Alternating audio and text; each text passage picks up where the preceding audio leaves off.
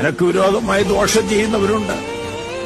അവർക്ക് നിന്റെ അങ്കി പറിച്ചെടുക്കാൻ കഴിയും, പക്ഷേ നിന്റെ സ്വപ്നത്തെ പറിച്ചെടുക്കാൻ കഴിയത്തില്ല. അവർക്ക് നിന്നെ പൊട്ടക്കണ്ടിടാൻ പറ്റും, പക്ഷേ നിന്റെ സ്വപ്നത്തെ ഇടാൻ പറ്റുകയില്ല.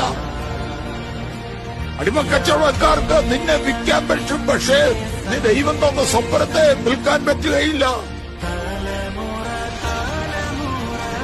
കുത്തിപ്പേറിന് നിന്നെ കാരാഗ്രഹത്തിൽ അടയ്ക്കാൻ കഴിയും, പക്ഷേ നിന്റെ സ്വപ്നത്തെ കാരാഗ്രഹത്തിൽ അടയ്ക്കുവാൻ കഴിയുകയില്ല. ദൈവം ഒരു ദർശനം തന്നിട്ടുണ്ടെങ്കിൽ, ദൈവം ഒരു വാഗ്ദാനം തന്നിട്ടുണ്ടെങ്കിൽ, ദൈവം ഒരു സ്വപ്നം തന്നിട്ടുണ്ടെങ്കിൽ, അതിന് വിരോധമായി പോരാടുന്ന സകല ശക്തിയുടെയും നടുവിൽ ദൈവം അത് നിറവേറ്റും. ആരെല്ലാം നിനക്കെതിരായാലും, ആരെല്ലാം നിനക്ക് വിരോധമായി കൂട്ടം കൂടി കൂടാലോചന നടത്തിയാലും, ദൈവം നിന്നോട് പറഞ്ഞ വാക്ക് ദൈവം നിറവേറ്റും.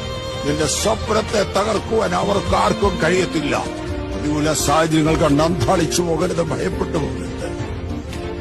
ഏറ്റവും ഒടുവിലാണ് ജീവിതത്തിന്റെ ഉത്തരം ദൈവം വെളിപ്പെടുത്താൻ പോകുന്നത്. ധൈര്യമായിട്ട് വിശ്വാസത്തിൽ പിടിച്ചു നിൽക്കാം. നീ ലജ്ജിച്ചു പോകയില്ല.